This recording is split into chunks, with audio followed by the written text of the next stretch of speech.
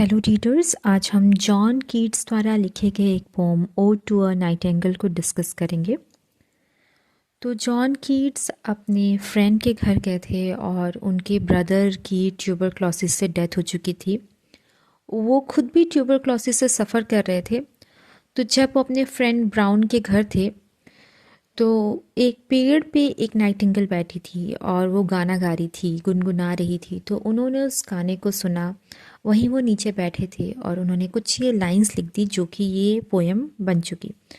तो शुरू करते हैं ओ टू अ नाइटिंगेल का line by line explanation. My heart aches and a drowsy numbness pains my sense as though of hemlock I had drunk or emptied some dull opiate to the drains. 1 minute passed, and Leithward had sunk.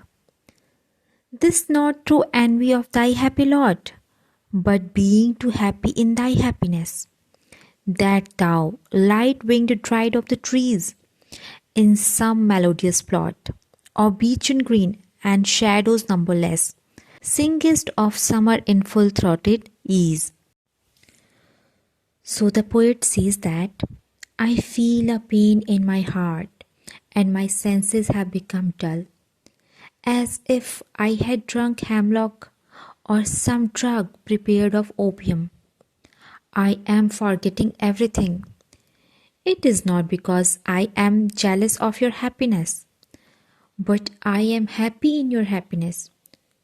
Too much of happiness has caused a pain. You are happily singing songs of spring in the most spontaneous way. You are sitting in some plot of beech trees which is full of sweet melody of your song. तो यहाँ पर कवि कहता है कि मेरे दिल में एक दर्द सा उठता है और ऐसा लग रहा है कि जैसे मानो मैंने कोई हेमलॉक पी लिया हो। हेमलॉक एक नशीला पदार्थ है। तो एक पॉइजनस प्लांट के जूस को जैसा लग रहा है कि उसने मानो पी लिया हो। या फिर यहाँ पे लिखा है डल ओपिएट। ओपिएट को अफीम कहते हैं। तो उसे ऐसा लग रहा है कि जैसे उसने अफीम या हेमलॉक का कुछ ड्रिंक पी लिया हो और इस वजह से उसके दिल में एक दर्द है और बहुत सी कमज़ोरी सी फील हो रही है उसको। फिर उसको अचानक से ऐसा लगता है जैसे कि उसने लीथ का पानी पी लिया हो और वो सब कुछ भूल गया हो। अब लीथ जो है वो एक रिवर है ग्रीक माइथोलॉजी में, और ऐसा कहा जाता है कि जो भी अगर उसका पानी को पी लेगा तो अर्थ पे जो भी लाइफ है, जो भी पेन है, सफरिंग है, वो सबको भूल जाएगा। फिर वो आगे कहता है कि ये इस वजह से नहीं है कि मैं तुमसे जेलस हूँ, बल्कि ये इस वजह से है कि मैं बहुत ज़्यादा खुश हूँ। मैं तुम्हारी खुशी में बहुत ज़्यादा खुश हूँ।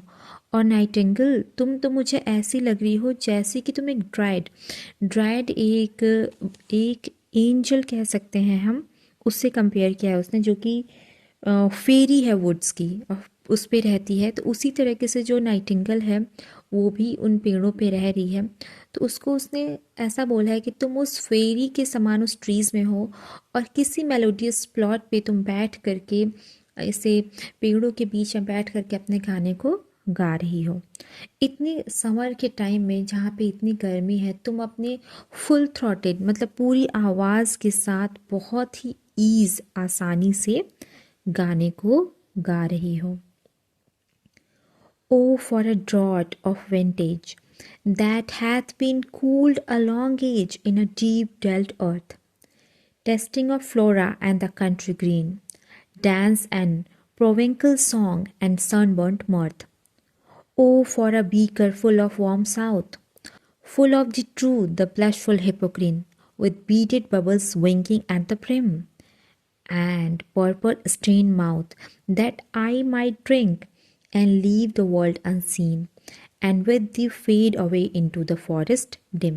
Now the poet is asking for wine which has been cooled for a long time in deep pit of earth.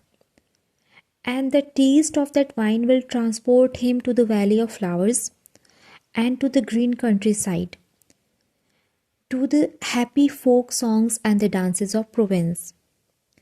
The people there will be enjoying themselves in the warmth of sun and thus wear a cheerful face. He wants a big cup of warm southern country, and it should be inspiring as Hippocrene on the Mount Helicon. Bubbles at the brim will be winking, and the face of the person who drinks will become red by the color of the wine. He also wants to forget the world through wine and come to the nightingale's happy world. जो कवि हैं John Keats, और वो एक मदिरा की चाह रखते हैं, एक वाइन की चाह रखते हैं, और वाइन विंटेज होनी चाहिए जिसको कि मिट्टी खोद करके उसमें रख करके बहुत टाइम तक ठंडा किया गया हो, और जैसे ही वो उस वाइन को पिएगा तो वो उसको एक अलग दुनिया में ले जाएगी। वो उसको फूलों की वादी में ले जाएगी जहाँ चारों ओर हरियाली होगी, कंट्री साइड एरिया होगा। और प्रोवेंकल सॉन्ग का अर्थ ये है कि जो फ्रांस का एक रीजन है प्रोविंस, उनसे ये रिलेटेड लिया गया है, और यहाँ के जो लोग हैं वो अपने फोक सॉन्ग्स और डांस के लिए काफ़ी फेमस हैं। तो कवि इसको पी करके उनके बीच में पहुँच जाएगा, जो लोग की फोक सॉन्ग्स और गा करके डांस कर रहे होंगे, उनके चेहरे पे एक स्माइल होगी, उनके फेस पे सूरज की रोशनी पड़ रही होगी, तो उस चीज़ को फील करना चाहता है, उन लोगों के बीच उस ड्रिंक को पी करके वहाँ पहुँचना चाहता है।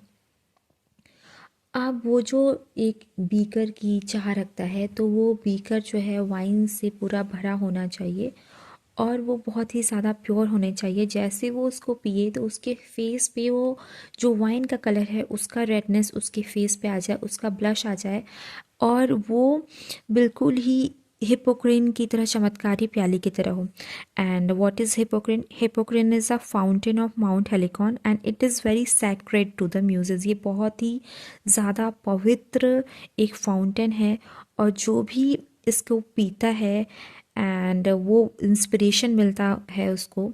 So the poet wants a cup of the genuine and richly colored wine that should be inspiring to him as the water of the Hippocrene, the fountain of the muses of Mount Helicon। तो उसको बिल्कुल एक ऐसा ही wine चाहिए जो कि बिल्कुल पवित्र हो, जैसे कि हिपोक्रेन है जो कि फाउंटेन है। और इसमें जो ये बीकर है वाइन की, इसके ऊपर बबल्स हों और उसमें वो उसको फील कर सके अपने फेस पे। फिर वो पर्पल स्टेन माउथ की बात करता है, यानी कि इतना ज़्यादा पिए कि उसका फेस पर्पल हो जाए, और उसके बाद से वो जो नाइटिंगेल है उसकी दुनिया में चले जाए। ये जो वर्ल्ड है उसको छोड़ करके वो नाइटिंगेल की दुनिया में जाना चाहता है, और जो कि एक फॉरेस्ट एरिया में रहती है जहाँ पे एक थोड़ी सी डार्कनेस है, क्योंकि बहुत ज़्यादा लाइट नहीं आ पा रही है बहुत ज़्यादा घने पेड़ों की वजह से। तो वो ड्रिंक करके उसके पास जाना चाहता है उसकी दुनिया में। यहाँ पे कवि की इच्छा को देख सकते हैं हम कि वो ड्रिंक करना चाहता है बहुत ज़्यादा वाइन, और उसके बाद से वो नाइटिंगेल के वर्ल्ड में जाना चाहता है, क्योंकि वो जो रियल वर्ल्ड है उससे बहुत ज़्यादा परेशान हो चुका है। तो इस दुनिया से वो दूसरी दुनिया में जाना चाहता है जो कि नाइटिंगेल का वर्ल्ड है। उसको बहुत ज़्यादा हैप्पी लग रहा है, वो गाना गा रही है तो वो बहुत ज़्यादा खुश है। तो कवि भी चाहता है कि वो उसके साथ उसकी दुनिया में चले जाए।